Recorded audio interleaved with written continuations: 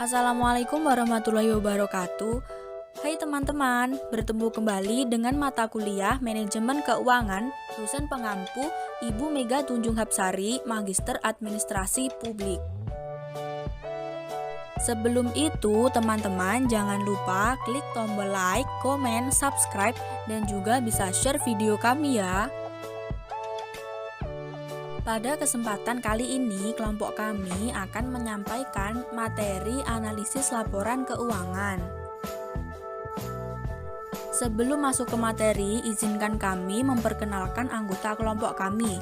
Yang pertama ada saya sendiri, Binti Koniah, NIM 102. Yang kedua, Elisa Fatmawati, NIM 113. Yang ketiga, Faris Aji Prayogi, NIM 120. Yang keempat, Vivi Kamalia, NIM 125. Dan yang terakhir, Isna Drian Ayu Andani, NIM 134. A.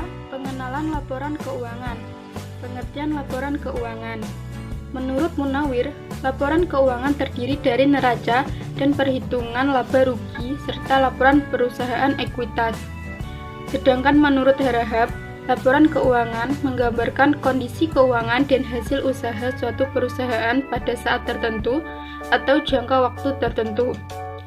Jenis laporan keuangan yang lazim dikenal adalah neraca, laporan laba rugi atau hasil usaha, laporan perusahaan ekuitas, laporan arus kas, dan laporan posisi keuangan. Dapat disimpulkan bahwa laporan keuangan untuk perusahaan terdiri dari laporan-laporan yang melaporkan posisi keuangan perusahaan pada suatu waktu tertentu yang dilaporkan dalam neraca dan perhitungan laba rugi serta laporan perusahaan ekuitas dan laporan arus kas. Tujuan laporan keuangan. 1.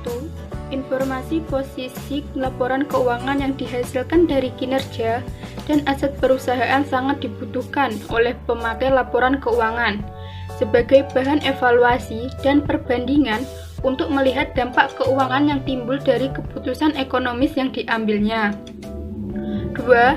Informasi keuangan perusahaan diperlukan untuk menilai dan meramalkan perusahaan di masa sekarang dan di masa yang akan datang sehingga akan menghasilkan keuntungan yang sama atau lebih menguntungkan. 3.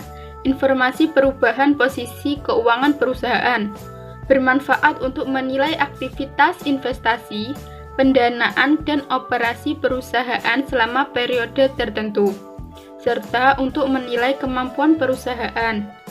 Laporan keuangan juga bertujuan sebagai bahan pertimbangan dalam pengambilan keputusan investasi. Pengertian analisis laporan keuangan.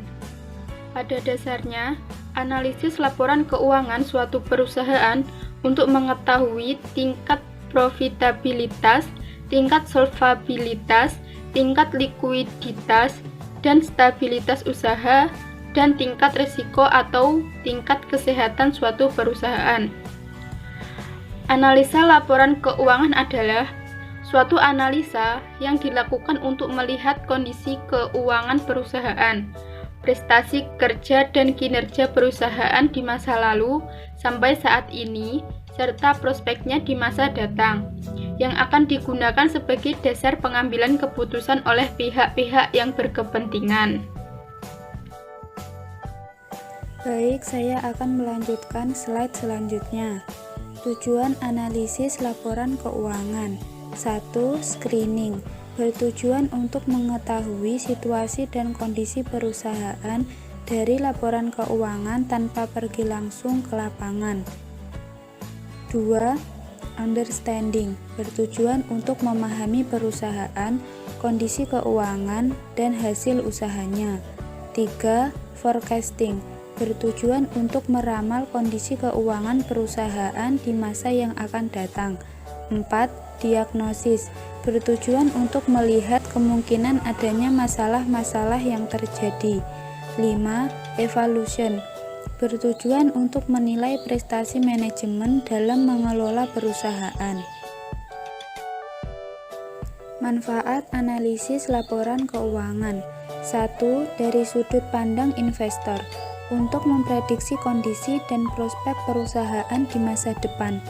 2. Dari sudut pandang manajemen, untuk membantu perencanaan tindakan manajerial yang akan menentukan kondisi perusahaan di masa depan. 3. Dari sudut pandang kreditur, untuk membantu menentukan kelayakan pemberian pinjaman. B. Rasio-rasio posisi keuangan. 1. Rasio likuiditas, menunjukkan hubungan antara aktiva lancar dan kewajiban lancar perusahaan. Aset likuid adalah aset yang dapat dikonversi menjadi kas dengan cepat tanpa harus mengurangi harga aset terlalu banyak. Rasio likuiditas terdiri dari 1. Rasio lancar, dengan rumus total aktiva lancar dibagi total kewajiban lancar dikali 100%.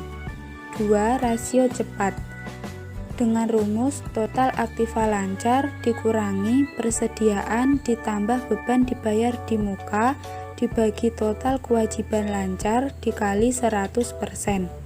Ketiga, rasio kas, dengan rumus kas dibagi total kewajiban lancar dikali 100%. Untuk slide selanjutnya akan dibacakan oleh teman saya. Selanjutnya yaitu rasio struktur modal dan solvabilitas atau bisa disebut capital structure and solvency, yaitu rasio yang menggambarkan kemampuan perusahaan dalam pelunasan hutang atau kewajiban jangka panjang apabila perusahaan didiskualifikasi. Semakin kecil rasio maka perusahaan semakin baik. Rasio struktur modal dan solvabilitas terdiri dari rasio total utang terhadap modal atau total debt to quality ratio yang mempunyai rumus yaitu total hutang atau kewajiban dibagi ekualitas dikali 100%. Kedua, rasio utang jangka panjang terhadap modal. Rumusnya yaitu utang jangka panjang dibagi ekualitas dikali 100%. Rasio total utang terhadap total aktiva, yaitu rumusnya total hutang dibagi total aktiva dikali 100%. Rasio kelipatan bunga yang dihasilkan, rumusnya yaitu laba sebelum bunga dibagi ekualitas dikali 100%. Selanjutnya yaitu rasio aktivitas atau disebut activity ratio, yaitu rasio yang menggambarkan kemampuan perusahaan memanfaatkan atau menggunakan aktiva yang dimiliki dalam memperoleh penghasilan melalui penjualan. Rasio aktiva terdiri dari perputaran piutang yang mempunyai rumus penjualan kredit atau penjual dibagi piutang dagang atau piutang rata-rata. Kedua yaitu perputaran persediaan mempunyai rumus harga pokok penjualan dibagi persediaan rata-rata. Ketiga, perputaran modal kerja mempunyai rumus penjualan bersih dibagi modal kerja bersih rata-rata atau modal kerja. Keempat, perputaran total aktiva mempunyai rumus penjualan bersih dibagi total aktiva. Selanjutnya rasio rentabilitas, yaitu rasio yang menggambarkan kemampuan perusahaan dalam memperoleh laba dengan menggunakan aset atau modal perusahaan. Apabila rasio ini semakin tinggi maka perusahaan semakin baik karena laba yang diperoleh semakin besar. Rasio rentabilitas terdiri dari rasio laba kotor mempunyai rumus laba kotor dibagi penjualan bersih kali 100%. Yang kedua, rasio laba bersih, rumusnya laba bersih setelah pajak dibagi penjualan bersih kali 100%. Rasio pengembalian modal mempunyai rumus laba bersih setelah pajak dikali ekuitas saham biasa dikali 100%. 5. Rasio ukuran pasar atau market measure ration, yaitu rasio yang menggambarkan ukuran kemampuan perusahaan dalam mempertahankan dan meningkatkan harga pasar sahamnya di pasar modal. Rasio ukuran pasar terdiri dari laba per lembar saham biasa atau earning per share EPS yang memiliki rumus laba bersih setelah pajak dibagi jumlah lembar saham biasa dikali 100%.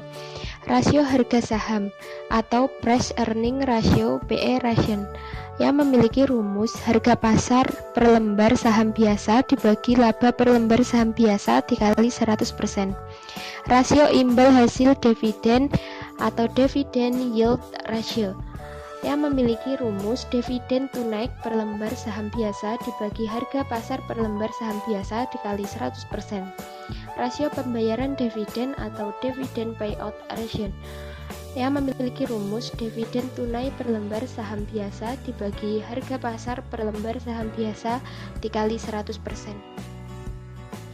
C. Cara menganalisis laporan keuangan. 1. Pahami latar belakang perusahaan. Tujuannya agar dapat memahami operasi perusahaan, aliran uang, dan lain sebagainya. 2.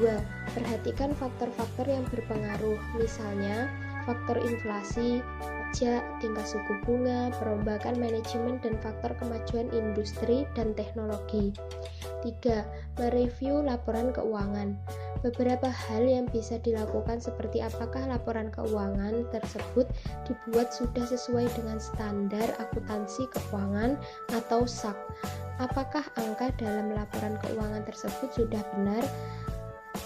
4. Lakukan analisis rasio laporan keuangan. Bisa menggunakan metode atau teknik analisis rasio yang sesuai. 5. Membuat kesimpulan. Membuat kesimpulan sesuai dengan perhitungan dan hasil analisis yang didapat. D. Masalah-masalah dalam analisis laporan keuangan.